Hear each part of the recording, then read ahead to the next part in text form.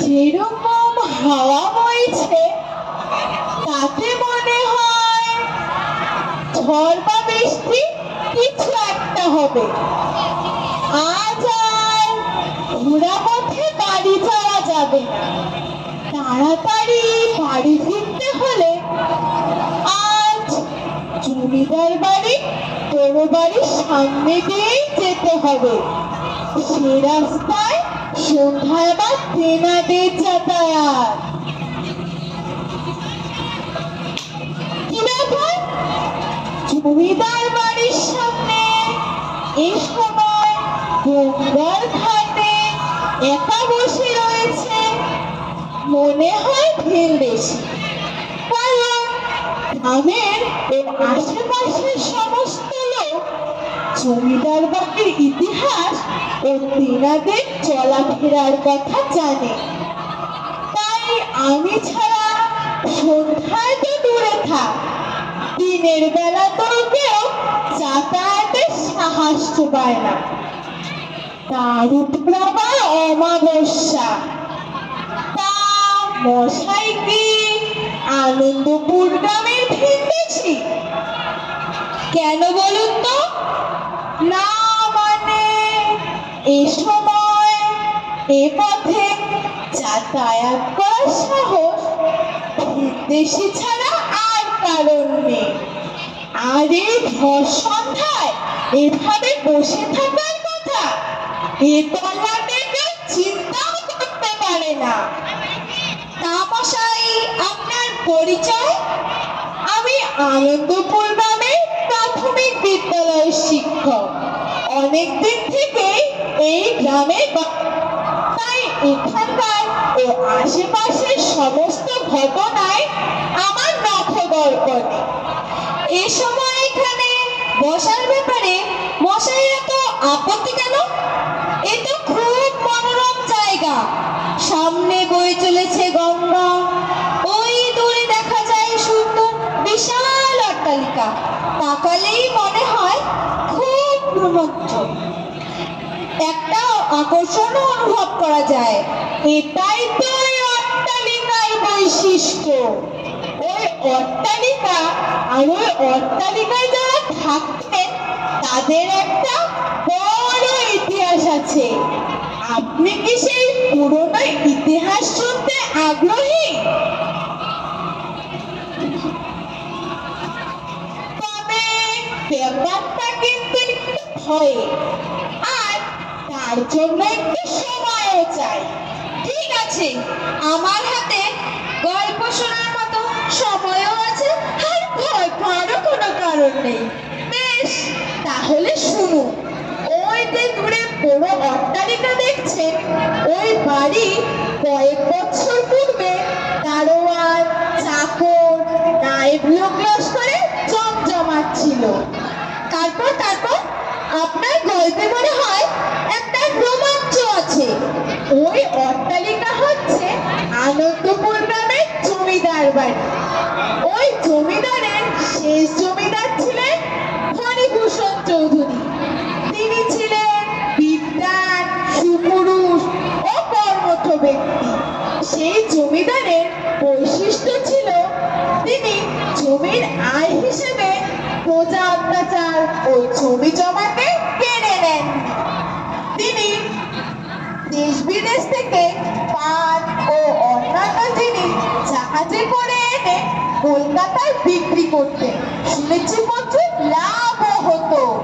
কলকাতায় তার একটি বড় অফিস ঘরও ছিল। তা ওই জমিদার বাবুর আত্মীয় স্বজন বলতে ফণিভূষণের একজন বিধবা পিসিমা, ফণিভূষণের এক স্ত্রী, আর যখন থেকে ঘটনার সূত্রপাত পাওয়া গেল তার কিছুদিন আগের থেকে ফণিভূষণের এক দুঃসম্পর্কের শ্যালক এসে থাকতে আরম্ভ করে। আর ফণিভূষণের স্ত্রী, তার কি খবর? কোথায় তিনি? সেটাই তো রহস্য। শুনেছি ফণিভূষণের স্ত্রী দেখতে অপূর্ব সুন্দরী। জানে ফণিভূষণ তার স্ত্রীকে খুব ভালোবাসতেন। আপনার কথা শুনে মনে হয় ফণিভূষণ তার স্ত্রীকে খুব ভালোবাসতেন। তাই যদি হবে তবে আমার গল্পের আরম্ভ কোথায়? চলুন নিরিবিলিতে গিয়ে সেই গল্পই আজ আপনাকে শোনাই। চলুন।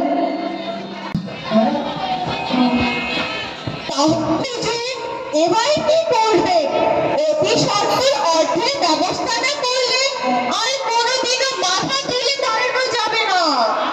তাই তো ভাবছি, এবার জাহাজ ডুবিতে আমার সমস্ত কিছু শেষ হয়ে গেল, কিছুই আর বাঁচেনি। আমি বলছিলাম কি, আপনি যদি না নাই মশাই, আপনি এ কথা বলবেন, যা কিছু ছিল তার কিছুই এদিক ওদিক যে কারো কাছ থেকে চাইবো তা কোনো উপায় নেই, নয়তো লোকেরা বলবে ফণিভূষণ একজন দেওলিয়া। আমি না কিচ্ছু ভেবে পাচ্ছি না, কি করা যায় নায়েব, আপনি বলুন। হুজুর, আমি বলছিলাম যদি কথাটা অন্যভাবে না নেন, বলছিলাম না নাই বসে অন্যভাবে না আর কি আছে, আপদে বিপদে তো আপনজনেরাই পাশে থাকে।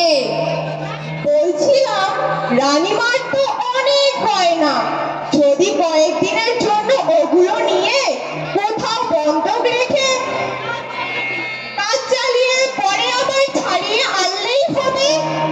না, কিছুতেই না, ওগুলো মনির গয়না, মনি ওগুলোকে অনেক ভালোবাসে, আমি ওগুলো চাইতে পারি না, নয়তো মনি। তাতে কি হলো, আপনি তো আর একেবারে নিয়ে নিচ্ছেন না, কয়েকদিনের জন্য মাত্র। তাছাড়া স্ত্রীর অলংকার শুধু আশার জন্য বিপদের দিনেও কাজে লাগে। কে কে ওখানে কে কে? মনে হচ্ছিল কেউ চুপিসারে আমাদের কথা শুনছিল।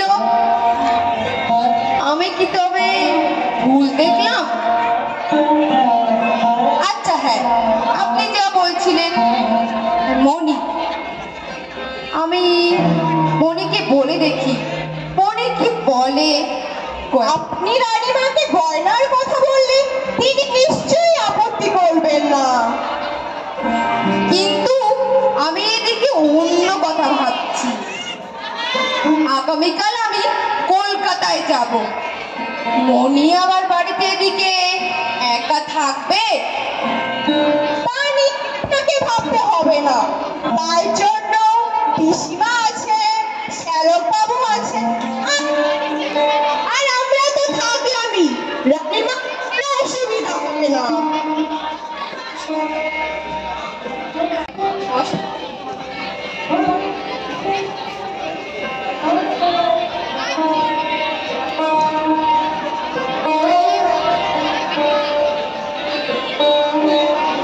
নায়েব মশাই, আসতে পারি? আসুন। নায়েব মশাই, কি হবে মনে হয়? জামাই বাবা টাকা জোগাড় করতে পারবেন? কিসের টাকা? এই যে এতক্ষণ ধরে যে টাকা জোগাড়ের আলোচনা হচ্ছিল। ও, তাহলে আপনি এতক্ষণ দাঁড়িয়ে চুপি চুপি সব কথা শুনছিলেন? না না, মানে ওই দিক দিয়ে যাচ্ছিলাম তো, তখন আপনাদের কথাবার্তাগুলো কানে গেল কিনা, তাই আমার মনে হলো জামাই বাবা টাকা জোগাড় করতে পারবেন না। আপনি বুঝতে পারলেন কিভাবে? তাছাড়া এটা তো আপনার বোঝার বিষয় নয়। যান, আপনি ভেতর বাড়িতে যান। না না, আপনার বিষয়টা ঠিকই, তবে বিষয়টা তো নিশ্চয় একটা ভাববার। তাছাড়া যেখানে দিদির গয়না জড়িত, আর আর কি।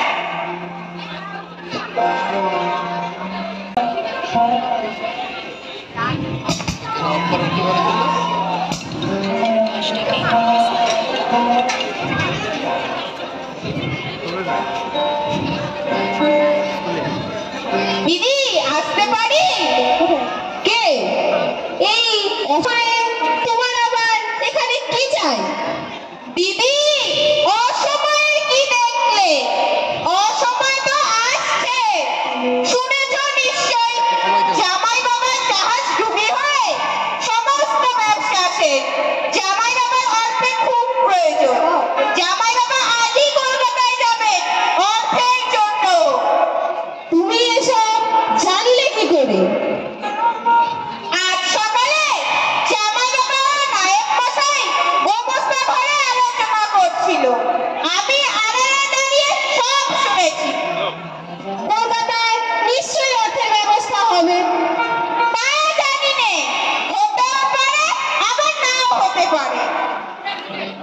কলকাতায় অর্থের ব্যবস্থা হোক বা না হোক, এটা নিয়ে আমাকে বা তোমাকে কাউকে ভাবতে হবে না। ওটা ওদের ব্যাপার। আমার ভাববার কোনো কারণ ছিল না। যদি নায়েব মশাই জামাই বাবাকে যা বলেছেন তা যদি আমি নিজে কানে না শুনতুম। নায়েব জামাই বাবাকে কি বলেছে? জামাই বাবাকে বলেছে তোমার সব গয়না ব্যবসার কাজে লাগাবে। তুমি যদি না দাও তাহলে জোর করে কেড়ে নেবে। তা কি করে হয়? এগুলো ছাড়া আমি যে এক মুহূর্ত থাকতে পারি না। এর জন্য তুমি চিন্তা করো না। কি করতে হবে তা আমি ভেবে রেখেছি। বেশ, এখন তুমি যাও। সন্ধ্যের সময় চুপি চুপি এসো, তখন দুজনা মিলে পরামর্শ করা যাবে। তুমি যদি বলো সন্ধ্যার ঘাটে নৌকো লাগাতে বলি, কেউ টের পাবে না। তুমি তোমার সমস্ত গয়না সহ সেই বাবার বাড়ি চলে যাবে। তুমি কি বলতে চাইছো? গয়নাগুলো আমি আমার বাবার বাড়িতে রেখে আসবো? তা কি কখনো হয়? এগুলো ছাড়া আমি যে এক মুহূর্ত থাকতে পারি না। তা কেন? যতদিন জামাই বাবা কলকাতা থেকে ফিরে না আসে ততদিন তুমি সেই গয়না সহ বাবার বাড়িতেই থাকবে। জামাই বাবা ফিরে এলে অবস্থা বুঝে না হয় একটা ব্যবস্থা নেওয়া যাবে। ঠিক আছে, এখন তুমি যাও, সন্ধেবেলা এসো। ঠিক আছে, আসছি। সাবধানে, কেউ যেন। কে? ও পিসিমা। হ্যাঁ, শুনছি ফণির ব্যবসায় কি সমস্ত গোলমাল হয়েছে। ফণি নাকি আজই কলকাতায় যাচ্ছে।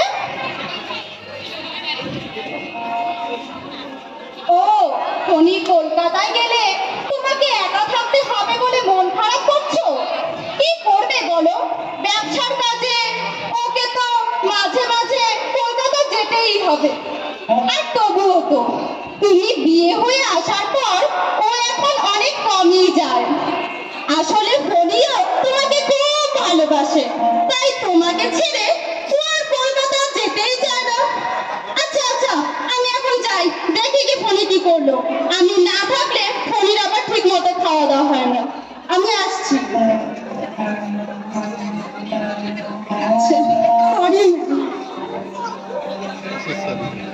কে ওখানে? আমি ফণি। আমি কি ব্যাপার ফণি? তোমার কি কিছু হয়েছে? তোমার কি খারাপ?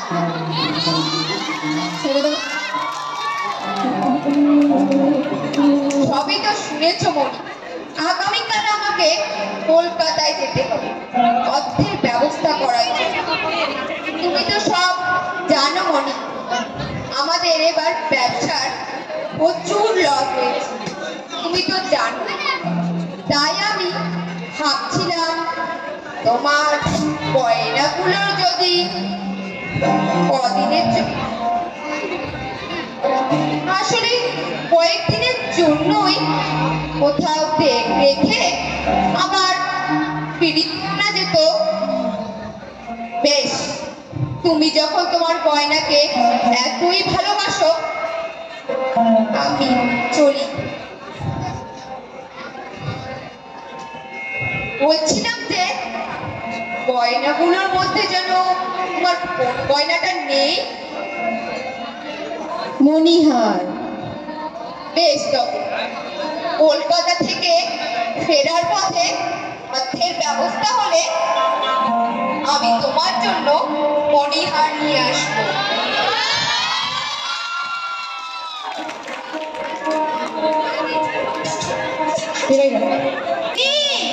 ও দিদি,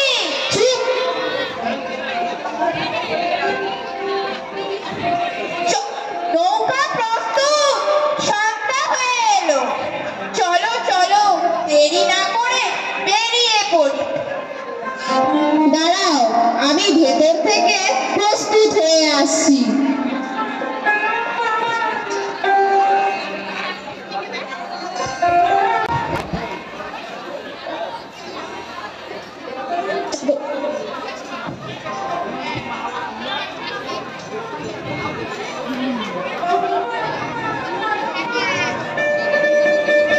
চলো বেরিয়ে পড়ি।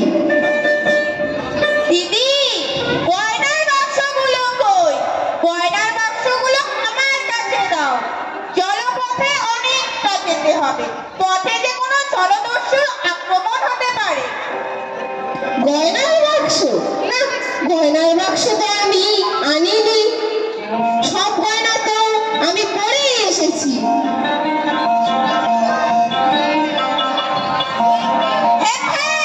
এই গয়নাগুলোর কথাই বলছি। দাও বলছি, দাও। না দিলে আমি জোর করে কেড়ে নেব। না, এই গয়না আমি কিছুতেই দেব না, আমার প্রাণ গেলেও না।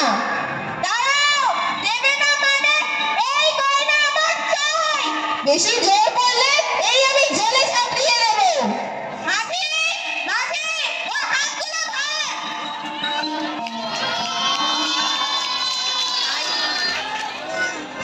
ছাড়ো, ছাড়ো বলছি, ছাড়ো, ছাড়ো।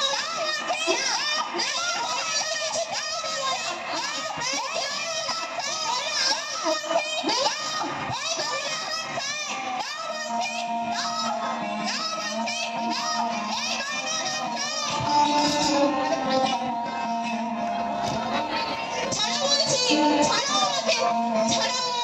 না, এই গয়না আমি কাউকে দেব না। এই গয়না আমার, এই গয়না আমার। শেষ, উঠাও, উঠাও।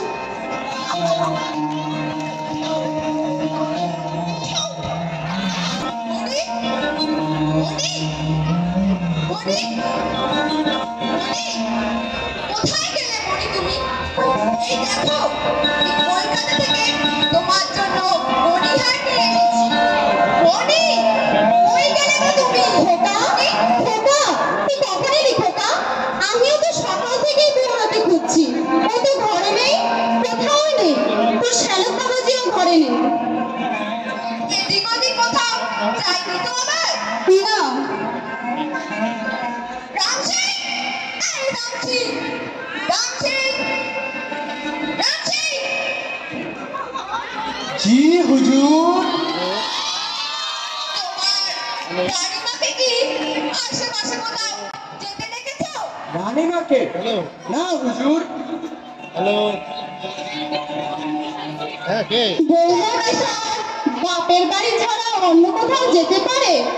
তাছাড়া যদি কোথাও যেত তাহলে তো আমি নিশ্চয়ই জানতে পারতাম। তোমরা সব বাড়িতে আছো কি করতে? যাও, দূর হয়ে যাও আমার চোখের সামনে থেকে, যাও। খোকা, রাতও হয়ে এলো। কাল বরঞ্চ নায়েব মশাইকে বৌমার বাপের বাড়িতে পাঠালেই হবে। তোর রাতের খাবার কি টেবিলে দেব, না এখানেই দিয়ে দিব? না পিসিমা, আজ রাতে আমি আর কিছু, আমার শরীরটা ভালো লাগছে না। আমি ঠিক আছে। এখন বিশ্রাম করব। আর হ্যাঁ, কাউকে সবাইকে বলে দিও আমাকে যেতে কেউ না ডাকে। আচ্ছা।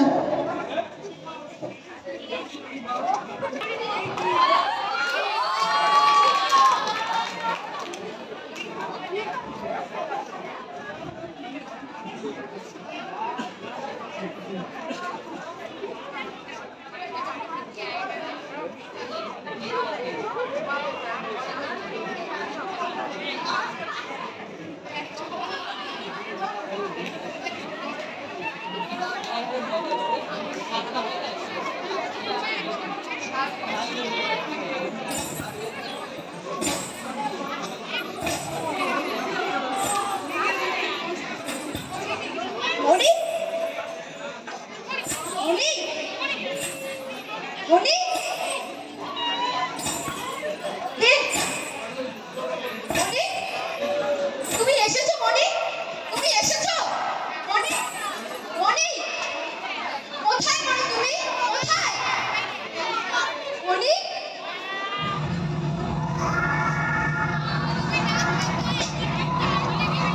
আমি কি শুনলাম এদিকে তো কেউ নেই? বন্ধ দেখে মনি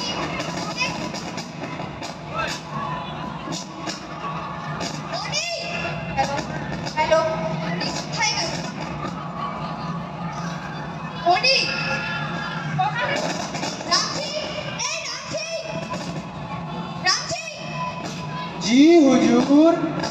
তোমাদের কি রানীমাকে এদিকে আসতে দেখেছো কোথাও? রানীমাকে? এত রাতে রানীমা কোথা থেকে আসবেন? তবে হ্যাঁ, একটা ঝমঝম আওয়াজ কিন্তু আমি শুনেছিলাম। আমি তাহলে ভুলে গেছি। আর হ্যাঁ, আয়ক বলছিল পাশের গ্রামে নাকি তোমরা যাত্রা মানে শুনতে যাওয়ার কথা। আগে আচ্ছা বেশ, তোমরা সব দারোয়ানরা মিলে যাও যাত্রা মারা দেখে আসো। আর হ্যাঁ, যাওয়ার সময় মেন দরজাটা খুলে রেখে যাবে কিন্তু। আগে হুজুর। বেশ, আসতে পারো। চলো।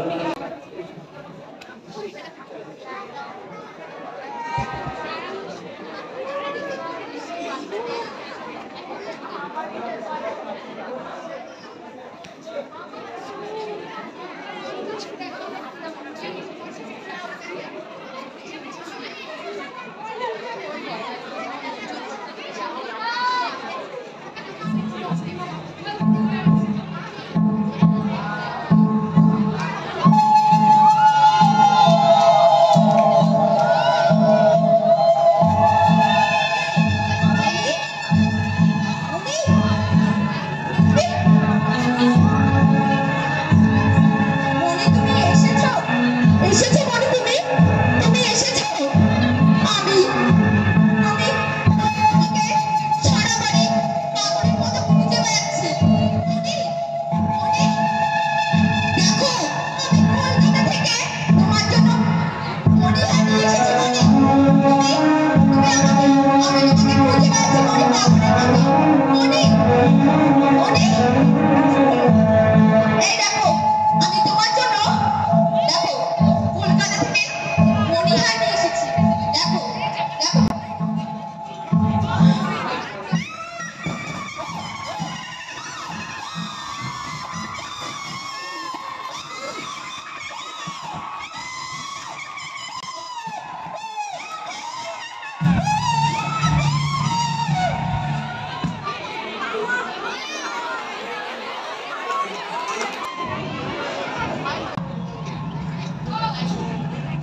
পরের দিন সকালে সেক্রেটারিরা বসে আছে ঠিক সেই জায়গায় ওই জমিদার বিভূষণ চৌধুরীর মৃতদেহ আর তার একটি খালি গয়নার বাক্স পাওয়া যায়।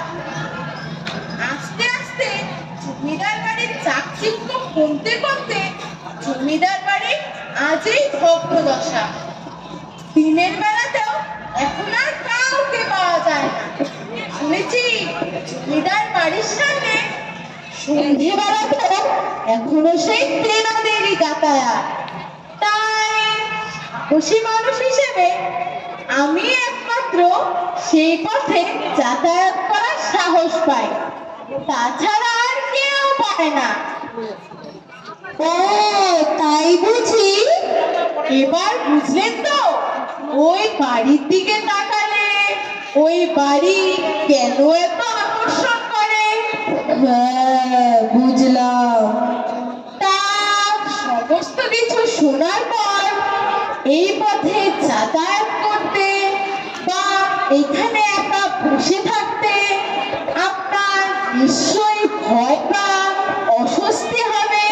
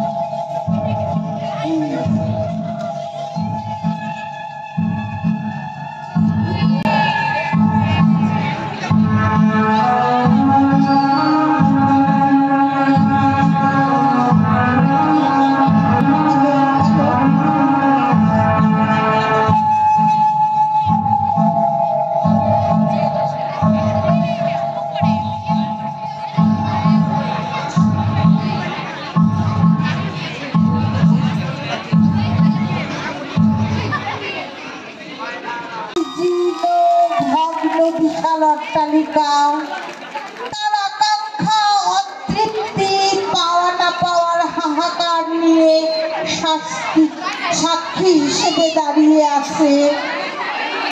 এখন কান পাতলে শোনা যায় মনের পায়ের মনের শব্দ,